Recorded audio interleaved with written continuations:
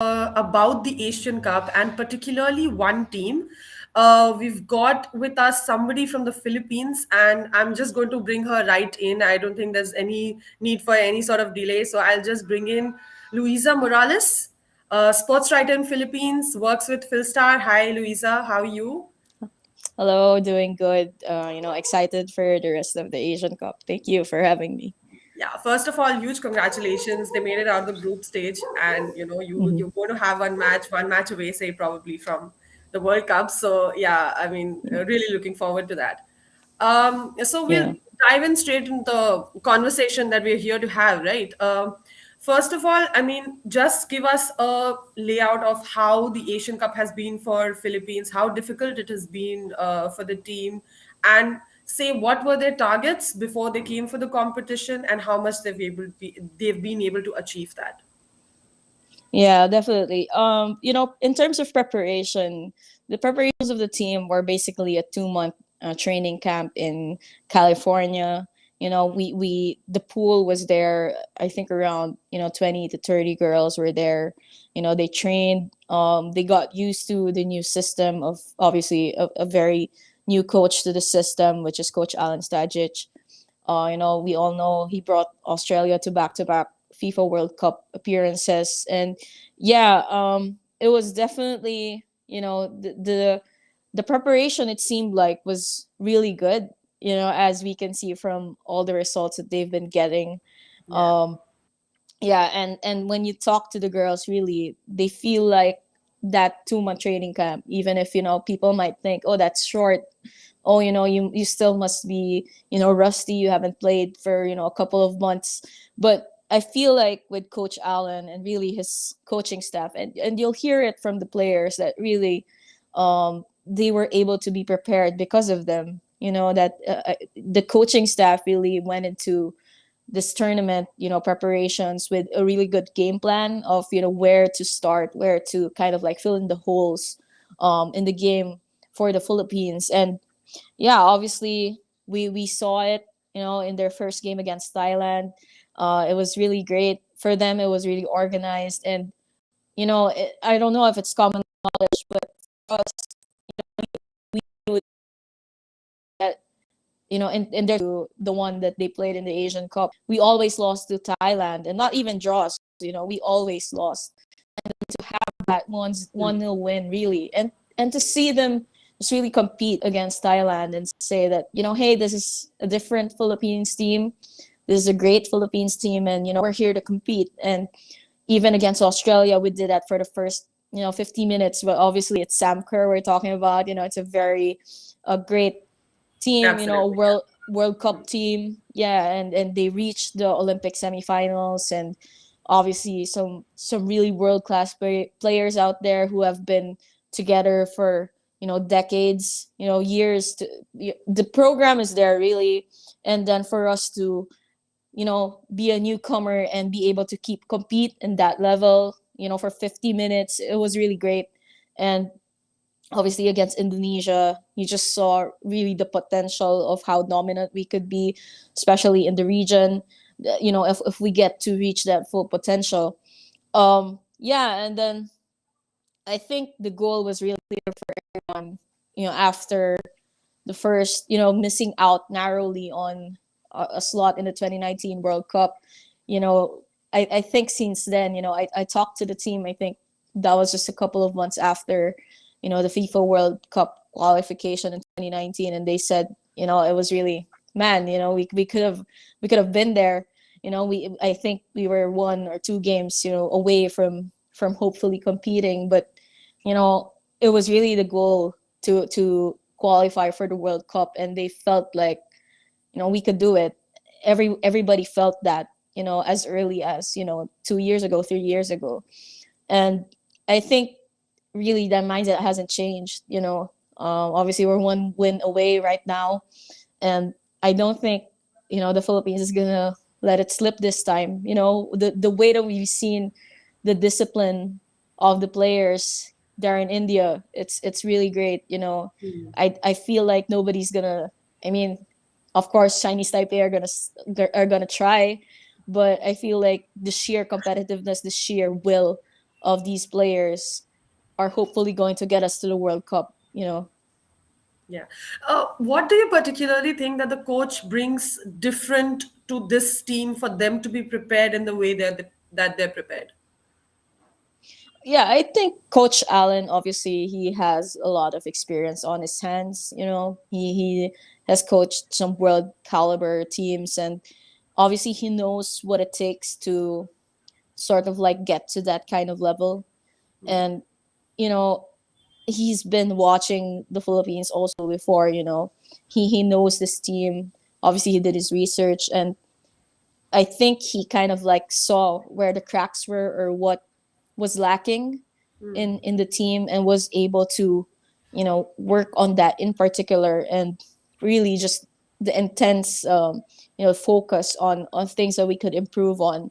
And you know, not just Coach Allen, but obviously his the players as well. I feel like they really responded to whatever he and his coaching staff was really giving the team. You know, they were so receptible. You know, as the players have said, they came into the camp in California as like, you know, they were like clay, and then you know, Coach Allen could sort of mold them into whatever he wanted or whatever the team needed. And yeah, I feel like, you know, obviously the knowledge on coach's side and the willingness to learn and the willingness to adapt to, you know, what he needs, what the team needs, was really a great combination, and obviously worked out for us. How important do you think was that Thailand win? Like you mentioned yourself, I mean, it's been difficult to win against Thailand. So, how important do you feel that win was to get them going and say, give them even the confidence that they need to have against Chinese Taipei in the quarterfinals as well? Yeah, definitely. I think, you know, it was, you know, for a lot of the players, especially those who have, you know, faced Thailand so many times before. I think it was sort of like, you know, there was always a belief that they could do it, but to actually beat Thailand, to actually prove that, hey, we're not just talk, you know, we can compete with, you know, a Southeast Asian powerhouse. We can compete with a World Cup team. You know, I feel like it just strengthened their belief in themselves more, and you know, also everybody else's belief in them. You know, a lot of people obviously question their skills. You know, even here in the Philippines, you know, football isn't that big, and you know, the women's team before it didn't have that much kind of support. But really, right now, I feel like we're going on the mainstream because you know they've been showing how good they can be, how world class we can be. And yeah, that Thailand win, I just felt like, you know, it it was obviously a historic win, and I feel like they felt like, hey, we broke this barrier, we broke this um you know, the ceiling right now, and why don't we just, you know, continue it. Obviously they've already continued it to qualifying for the first time to the knockout rounds of the Asian Cup, and really, you know, winning more than a game in one edition of the Asian Cup. So yeah, it just felt like, you know, the momentum of that win really is pushing us to break more barriers, make more history, you know. Yeah, absolutely. I hope that happens for you guys. Like, you know, that whole talk about how women's football is treated in the Philippines takes me perfectly into what we really want to know in the sense of what's the women's football structure like in the Philippines. Yeah. I would say in terms of the women's game, you know, it's more of, you know, it there's more opportunities for football for women football players during their college years. You know, but it's still just the major schools. We have 8 major schools who compete in, you know, sort of like an intercollegiate tournament. And most of our national team players who come from the Philippines, who are born and raised here, come from those schools.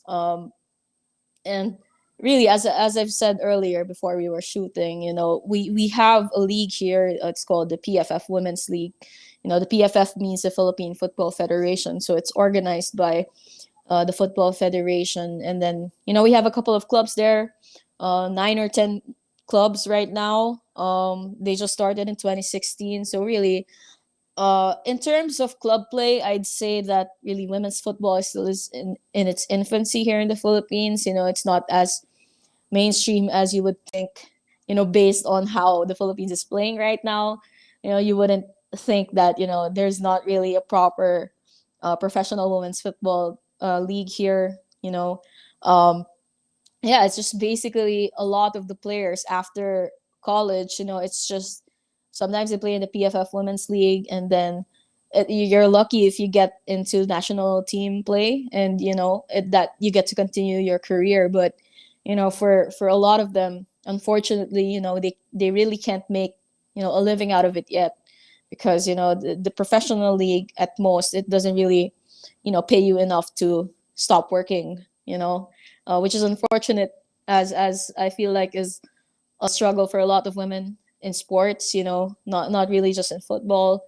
You know, some leagues don't pay their players enough, and you know that might cause them to still need to work on any. I Yeah. mean, they can't be a player full time, and yeah, that's basically the structure of it. And then in terms of international play, we just usually, you know, call these players, you know, 3 months 4 months ahead of a major competition. Like here in the Asian Cup, you know, we spent 2 months of preparation, and then in 2019 when we played the Southeast Asian Games, I think also 3 or 4 months in the Philippines, we played. The team had a camp. It's usually just that, you know.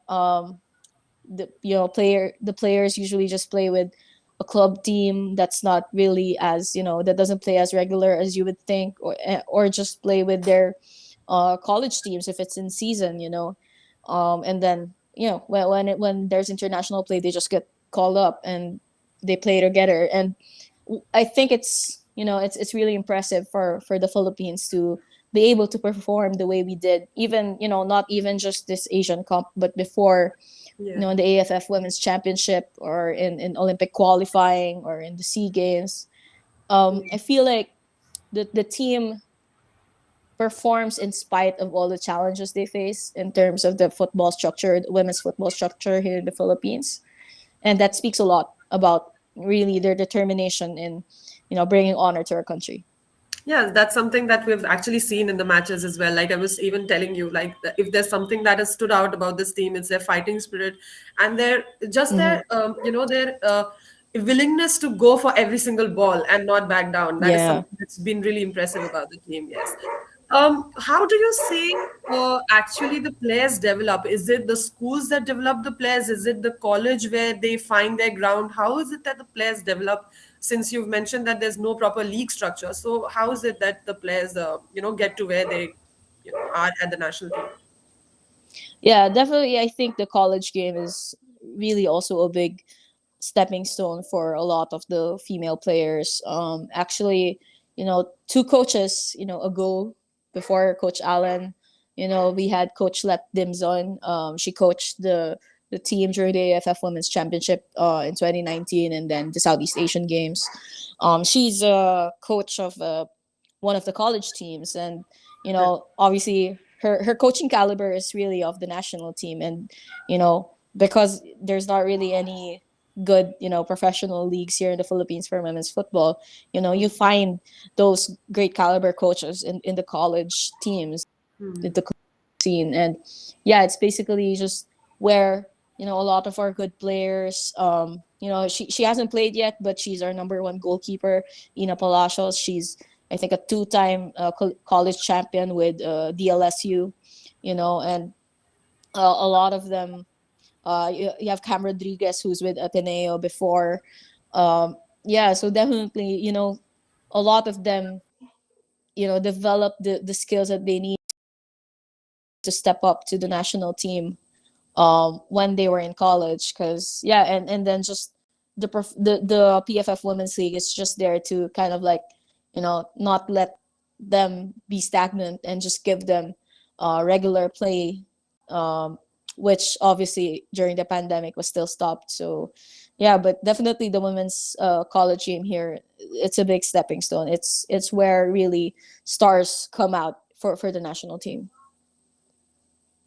You mentioned quite a few names over there, but of the coaches and the players. So, would you mind sharing with us some of, say, the notable players and coaches that have come out of Philippines and that have like maybe gone on to inspire a generation or so over the course of the years? Of course. Yeah, that, I mean, in terms of, really the being mainstream, it hasn't really been in the mainstream for too long, so the really the notable players, or a lot of them, are still active, um as I've said earlier, the likes of Ina Palacios, she's one of, I'd say, prior to this tournament, again, because I think she's injured, in terms of, really playing time and number of caps, she's really she's one of the leaders of the team, and I feel like she's a good, spokesperson, or a good representative of what the team is. She plays with, inspiration, even if, in the Philippines we're short, we have short arms, but as a goalkeeper, she keeps on really protecting that goal with all her heart, even if it's sometimes it's hard for us physically, but really to push in that way. And I'd also say one of the players who have really been pillars of this team, is one of the more notable players there in India right now. It's Hailey Long. If in the Australia game, if you could see her, it was such a great performance for her, and people might be just noticing her now, but Haley has been there for quite some time, for a couple of years, and she's been a constant, a great player. She's a leader on and off the field, and yeah, just really we saw her skills, and we saw how good she can be, and that's not new to anyone who has been following the team, really. Yeah. Yeah, but as I've said earlier, I just wanted, I guess, to give a shout out to Coach Let Dimson. Obviously, a lot of the credit comes to Coach Alan Stajic right now, but Yeah. really the way that the Philippines has leaped during her time, in a couple of years she was at the head. It's we can't really discount that. To I felt Absolutely. like during her time, it was really, the it was when a lot of the players believed, like, hey, we could reach a World Cup. Hey, we could compete at the Asian Cup. We could go to Olympic qualifying and win a couple of games. It felt like there was kind of like a paradigm shift. How the players viewed themselves, how the team felt like, or how we set our expectations for ourselves, because you know right now we're achieving it, but in terms of when we started to believe it, that was during Coach Let's time. And yeah, I feel like the program is forever grateful to have had her, during those crucial years. Yeah. What's been, Luisa, what's been the road to Asian Cup quarters for Philippines in the sense of qualification? How were they in the qualification? And, how did they really, like, what do you, would you point out as the factors that have got them into the quarters, really? Yeah, I mean, definitely I feel like it's the mindset. Even talking about the pre-match, during the pre-match press conference today, really the mindset is really, you know it's it feels amazing to me to see them, so motivated, and to feel like, they're so focused. It feels like, you can't even talk them out of it. I mean, I feel like it's just winning that's in their mind right now. It's just World Cup, World Cup, and I feel so lucky, to have a team that's so dedicated. Is that, it's definitely that, the mindset, and obviously the hard work, the sweat, the tears that they shed in order to be as prepared as they are right now. And yeah, definitely, Coach Allen is a really big part. His coaching staff, kudos to them, really, on how, um, it really organized the team, I would say. They've really showed this tournament. They're really organized, they're really compact. Don't really see them, rushing around, or, looking like they don't know what to do. I feel like they've been really prepared, and Hmm. that's been crucial in order to get to this, historical run right here. Yeah, and it's just definitely challenging the players challenging themselves. I feel like, again, back to the mindset, them feeling like they could beat anyone, and it doesn't, even if they were faced with world number 11 Australia, obviously it's, some people can say that, hey, Yeah, I'm just gonna lose this game, or we're for sure gonna lose, and for us to hear from the players themselves that, hey, we've got nothing to lose and everything to prove, we have this moment to just really know what we can do. So why not do it? Really, the belief in themselves and the puso. We say here in the Philippines, it's puso. It means heart. yeah, It's such a great battle cry. It's just not just for football, but for basketball as well. We use that all the time. Puso, and really the yeah. puso that the girls have shown there.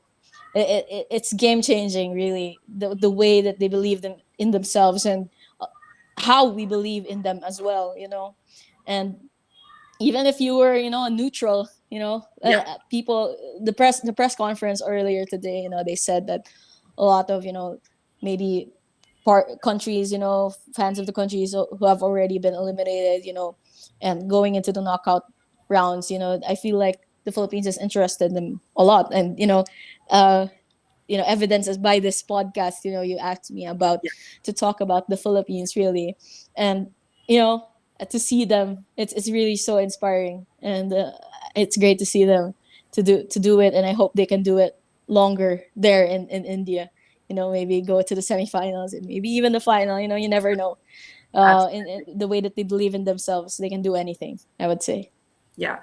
You know exactly what you mentioned. I mean, even against Australia, I mean, Australia were coming off like an 18-0 win, and I think they were like really high on confidence, right? But if you Mm-hmm. see the way Philippines took the game to them and made Australia work really very hard to get that first goal.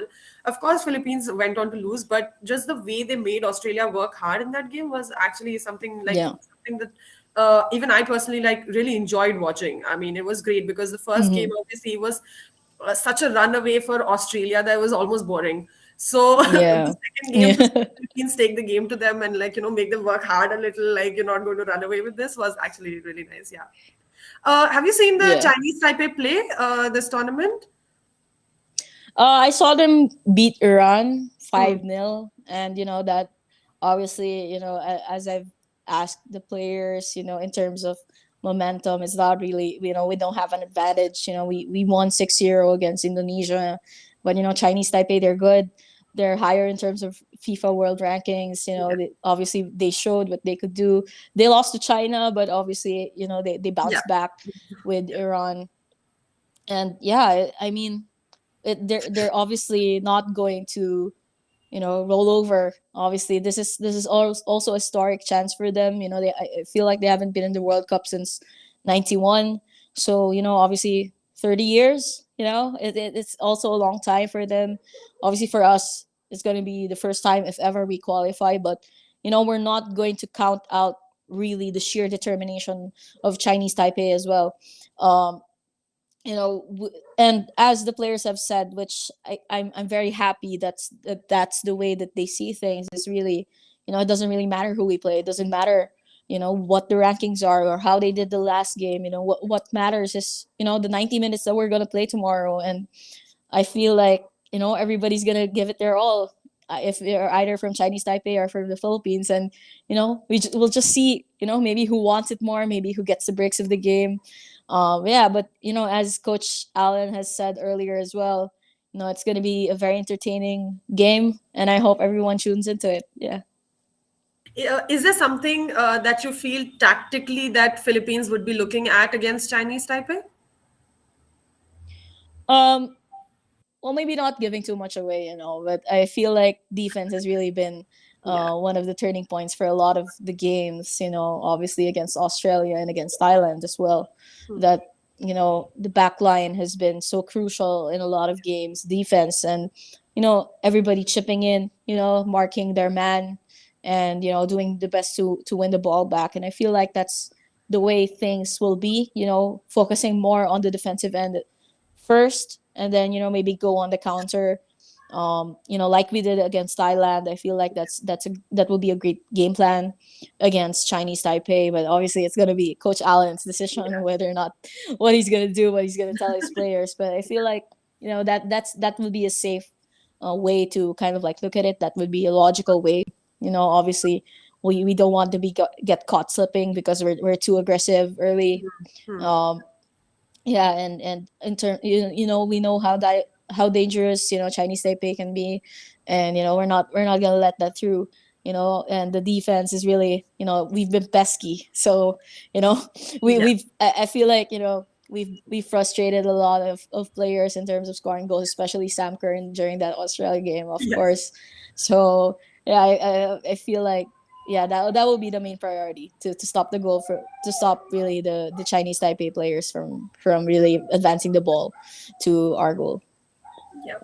Like you mentioned, women's football is not too big in Philippines. So how is it back home right now? Like obviously the Asian Cup is going on and they've reached the quarterfinals. They can make it to the semifinals. So what's it been like back home right now? Yeah, it's been great, because obviously I'm within the women's football community here in the Philippines, and I get to see, friends really watching the game, tuning in and then cheering for them. But I feel like, as the games went by, a lot more people, it turned the heads of a lot more people, as it should, Yeah. because we're really doing good, Yeah. and I said on my Twitter that, if you're not fans of the Philippine women's national football team, you're missing out on a lot. And I feel like after that Indonesia win, a lot of people, when they saw kind of like, the importance of this next game against Chinese Taipei, just how big it is, I felt like a lot more people are now paying attention. And it's the game tomorrow, is it's going to be aired on free TV here in the Philippines. Anyone in the Philippines with a television set, even without cable, they can watch it. Oh wow. And that's how big it is right now. Yeah. It's not every day that, if people are pay attention to the Philippines, we're big basketball people. We're big on basketball, we're not really big on football. And to have a football match on free TV, it's a big That's thing. And I'm glad it's the girls. It's these women who are making it happen. Yeah, and I feel like, if we win, it's gonna be pandemonium here. Everybody's gonna be so happy. And it's just unfortunate that, in my household, I'm the only one who watches women's football, and I was feeling like, damn, I need someone to really push around when when the Philippines, competes tomorrow and hopefully win. Um, and yeah, definitely, I feel like a lot of people will have their eyes on the match tomorrow. And you know it they're pushing women's football to the mainstream here. And that's on them. That's the girls playing. It's all on them. It's all they're doing. And I'm very glad to see them get what they deserve. Yeah. Thank you so much, Luisa, for being on the show, talking about the Philippines football, the Yeah. team, and all the very best to you and the team. I'd definitely be cheering for the Philippines. I mean, genuinely. Thank you Uh, so much. so yeah, Yeah. we can get on a text and tell each other and laugh if and be happy when Philippines win. Hopefully, so I Yes. can be that somebody who can celebrate along with you, even if I'm not. Yeah, thank you. So, yeah, we can do that. So, yeah, thank you so much, Louisa. It was great. Really good insights. And thanks a lot for being on the show. I hope you had a great time too. Yeah, thank you for having me, and thank you for expressing interest in the Philippines women's football team. Yeah, it's really great. Thank you for giving me the opportunity to talk about them. Yeah. Yeah, our pleasure. Thank you so much. Thank you so much, Louisa. We'll see you. Thank you, stay safe. Yeah, you too. Bye. So that was all from Luisa telling us about the Philippines national team and giving us a little bit of an insight into their game against Chinese Taipei that is upcoming tomorrow, the quarterfinals. So the Asian Cup quarterfinals are all tomorrow, and please do tune in for those games. And if you like this conversation, please do subscribe to the Away End, and please do follow our work on Twitter, Instagram, and everywhere. Thank you.